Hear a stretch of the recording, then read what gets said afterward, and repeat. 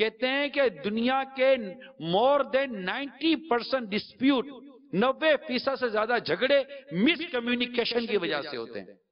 اس نے کہا کہ آپ نے سنا کیا، پھر انڈائریکٹلی کسی نے کہا کہ اس نے یہ کہا، اس نے یہ کہا ہے، ارے بھائی اسے کنفرم تو کرو کہ ایسا کہا بھی ہے یا نہیں کہا، مان لیتے ہو ایسا میرا اپنا بھی واسطہ پڑا ہے، ارے بھائی اس نے کہا غلط تھوڑی کہا ہوگا، مسلمان کہہ رہا ہے، ارے بھائی کوئی مسلمان کسی مسلمان پر ہی تو کہہ رہا ہے نا، دوسرے مسلمان پر تہمت لگا دو گے کسی کی سن کر، اس کے بعد گواہ ہیں، اس کے بعد ثبوت ہے، اس کے بعد کوئی شرعی گواہ ہیں، پوچھو تو صحیح۔ اگر کوئی آ کر کہتا ہے کہ فلاں نے یہ کام کیا ہے تو آپ کے منہ میں زبان ہے، آپ دو جملے پوچھ نہیں سکتے کہ آپ کے پاس اس کے کوئی شرعی ثبوت ہے کہ اس نے یہ کیا ہے؟ دوسری بات، اپنے کردار کو کلیئر رکھیں۔ میں یہ دوسرا پہلو بیان کر رہا ہوں، ٹھیک ہے؟ اپنے کردار کو کلیئر رکھیں۔ بعض لوگ بیٹھے بٹھائے اپنے کردار میں شکوک و شبہ پیدا کرواتے ہیں اور دیکھنے والے کو لگتا ہے کہ یار یہ صحیح راستے پر نہیں ہے، یہ صحیح نہیں ہے۔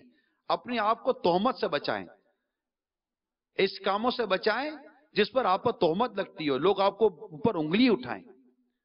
سرکار صلی اللہ تعالی علیہ وسلم فرماتے اتقوا موادی التہمہ، تہمت کی جگہوں سے دور رہو، تہمت سے بچو، تہمت سے ڈرو، تہمت سے ڈرنا چاہیے ہم کو۔